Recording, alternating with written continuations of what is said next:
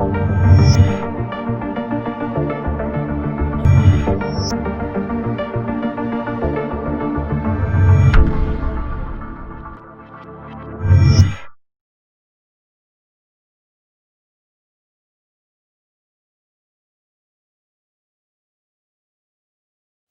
मैं doctor Anil Kumar Jain, associate professor and director, school of education, Vardhaman Mahaveer खुला विश्वविद्यालय में कार्यरत हूँ।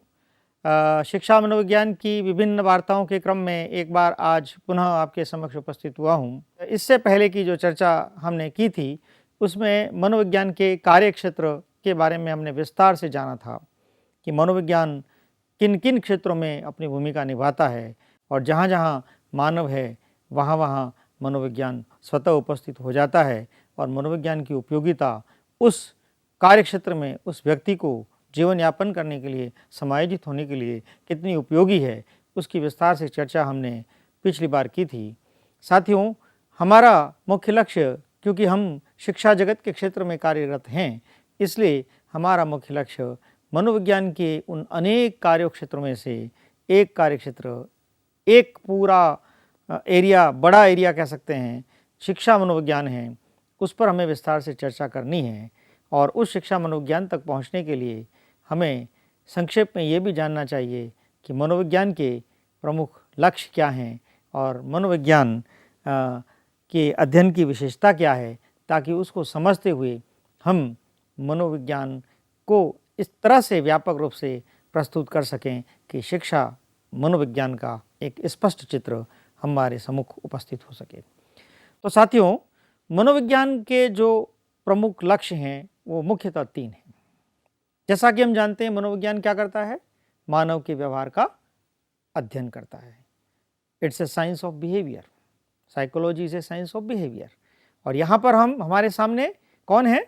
विद्यार्थी है। कक्षा कक्ष पे विद्यार्थी है, कक्षा कक्ष से बाहर उसके अभिभावक हैं, अध्यापक हैं, पूरा शिक्षा जगत है और सब जगह मानव ही मानव है। तो इन सब के व्यवहारों को समझकर ही हमें शिक्षण अधिगम की परिस्थितियों को समझने की आवश्यकता है। इसलिए चूंकि मनोविज्ञान मानव के व्यवहार का अध्ययन करता है, इसलिए उसके लक्ष्यों को ध्यान में रखते हुए हमें उसको समझने की आवश्यकता है। तो क्या प्रमुख लक्ष्य हैं? वर्णन तथा मापन। किसका वर्णन? व्यवहार का वर्णन। किसका मापन? व्यवहार का मापन। पूर्वानुमान तथा नियंत्रण। उसके कुछ व्यवहारों को देखकर उसके बारे में हम कुछ पूर्वानुमान कर सकें, कुछ व्यवहारों को नियंत्रित कर सकें और उसके व्यवहार के बारे में कोई व्याख्या कर सकें या कोई स्पष्टीकरण प्रस्तुत कर सकें। ये मोटे मोटे 3 मुख्य लक्ष्य मनोविज्ञान के हैं, जिससे हमें मानव के व्यवहार को समझने में सुविधा मिलती है। जो भी मनोवैज्ञानिक अध्ययन किए जाते हैं वो सारे अध्ययन कुछ विशेषताएं दर्शाते हैं। वो मनोवैज्ञानिक अध्ययन मापन पर आधारित होते हैं। उन अध्ययनों की पुनरावृत्ति संभव है। अगर हमें लगता है कि हाँ, हमें कुछ और नया जानना है तो हम उसको नए तरीके से भी वापस अध्ययन कर सकते हैं। वस्तुनिष्ठता है, ऑब्जेक्टिविटी है, उसके व्यवहार का जो हमने मापन किया है, जो विश्लेषण किया है, इस पर किसी प्रकार के संदेह की स्थिति नहीं आती है, चूँकि पूर्णतः वो वैज्ञानिक चरणों का इस्तेमाल करके अध्ययन किया जाता है। इसलिए इसे व्यवस्थित अध्ययन विधि भी कहा गया है। इसमें मानव के व्यवहार का जो अध्ययन करने के लिए उपकरण काम में लिए जाते हैं, वे उपकरण पूर्णतः वैज्ञानिक होते हैं और इसकी जो प्रकृति है मानव के व्यवहार का अध्ययन करने की, कुछ प्रयोगात्मक भी होती है और कुछ गैर प्रयोगात्मक भी होती है। और यहाँ पर इनके व्यवहार का जो अध्ययन किया जाता है, उस अध्ययन का सामान्यीकरण किया जा सकता है।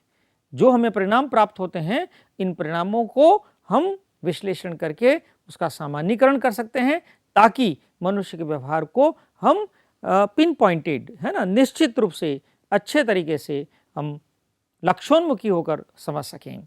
और ये जितने भी अध्ययन हैं वो किसी निश्चित प्रतिदर्श पर आधारित रहते हैं। प्रतिदर्श क्या करता है?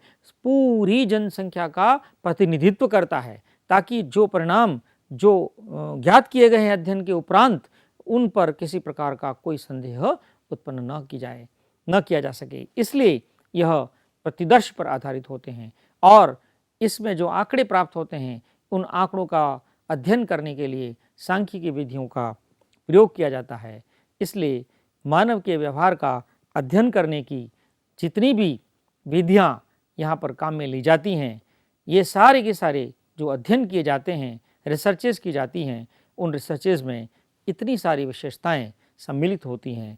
अतः इन परिणामों पर किसी प्रकार का कोई संशय किया जाना संभव नहीं है और उन परिणाम को मानव जाति पर हम प्रयोग कर सकते हैं। उसी को ध्यान में रखते हुए हम शिक्षा मनोविज्ञान के द्वार को खटखटाते हैं।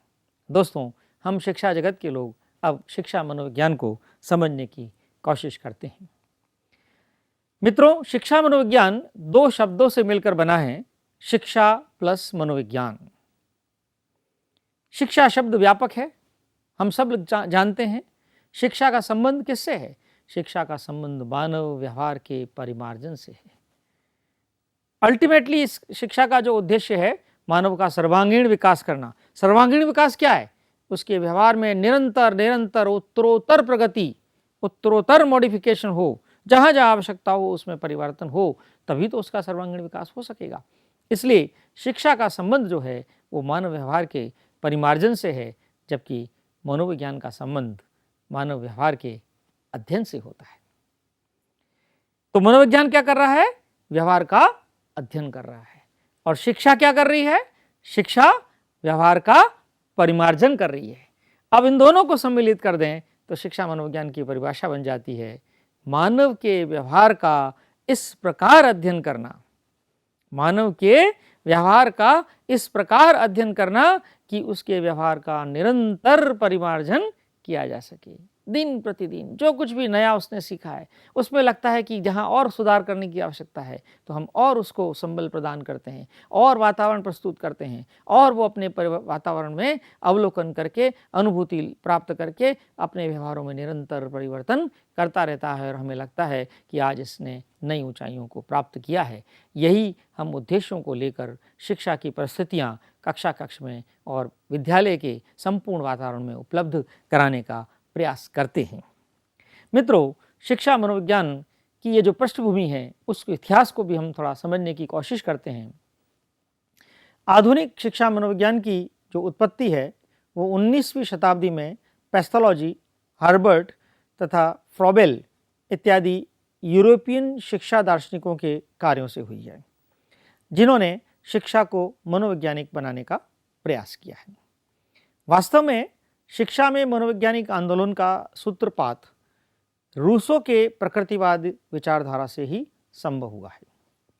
रूसो ने शिक्षा शास्त्रियों का ध्यान बालक की ओर आकर्षित करते हुए इस बात पर बल दिया कि बालकों को उनकी रुचियों, प्रवृत्तियों, योग्यताओं तथा अवस्थाओं के अनुरूप ही शिक्षा दी जानी चाहिए। जिस आयु समूह का बालक है, जिस स्तर का बालक है, उसकी रुचियाँ क्या हैं, उसके एटीट्यूड्स क्या हैं, उसकी एबिलिटीज़ क्या हैं, उनको हमें जानने की आवश्यकता है। और उसके अनुरूप अगर हम शिक्षा की व्यवस्था करते हैं तो निश्चित रूप से जैसा हम बालक बनाना चाहते हैं वैसा वो बनने की स्थिति में होता है। इसलिए रूसो जो हैं प्रसिद्ध दार्शनिक, जिन्होंने हम शिक्षा शास्त्रियों का ध्यान इन प्रमुख बिंदुओं पर आकर्षित किया।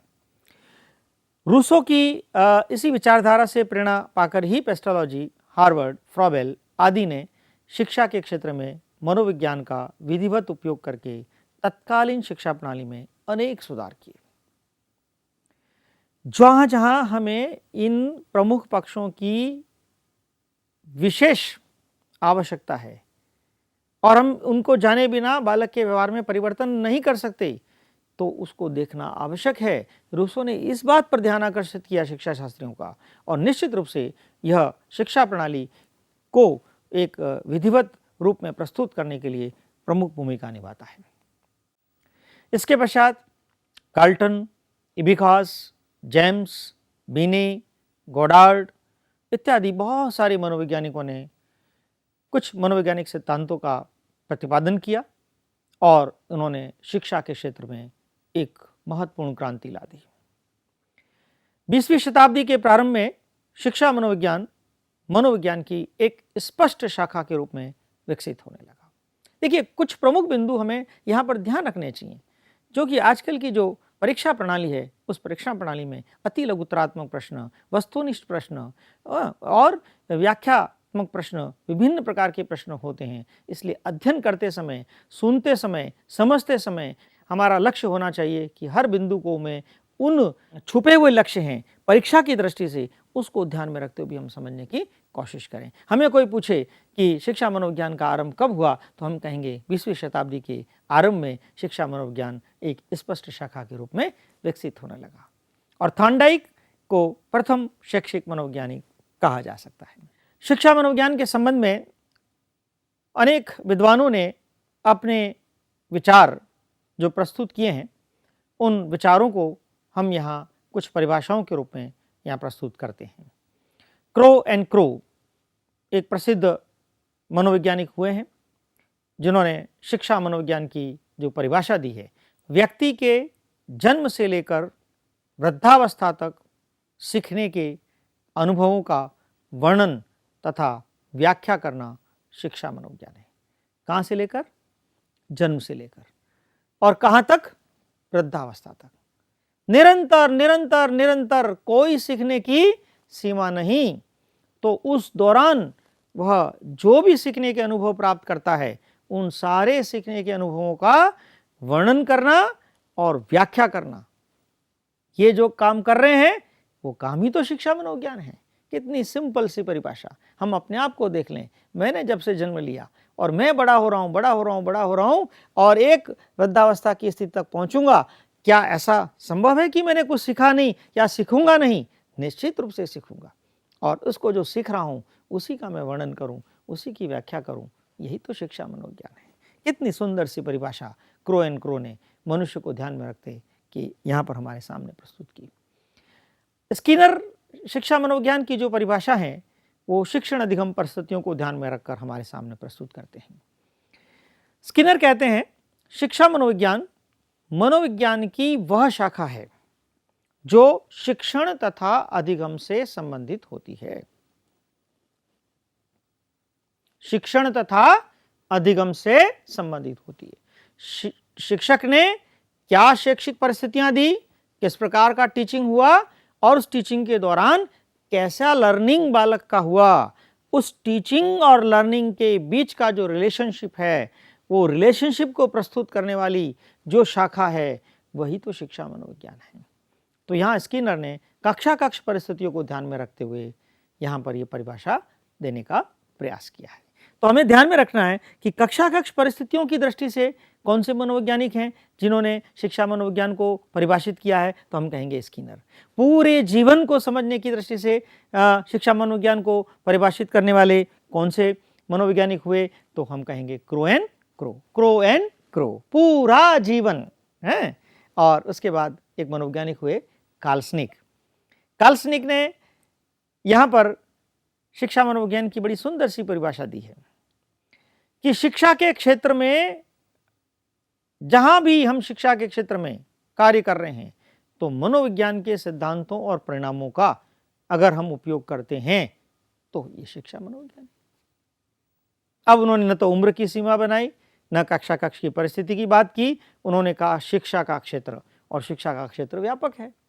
तो शिक्षा का क्षेत्र, जहां जहां भी शिक्षा का क्षेत्र है, वहां अगर हम मनोविज्ञान के सिद्धांतों और परिणामों का उपयोग करते हैं तो वो शिक्षा मनोविज्ञान है। हर मनोविज्ञानी की परिभाषा के पीछे एक विशिष्ट सुंदरता छुपी हुई है। अगर उसको जहन में रखकर, उसको भाव में हम रखते हुए समझने की कोशिश करेंगे तो शिक्षा मनोविज्ञान की प्रकृति हमें निश्चित रूप से दिखाई पड़ेगी।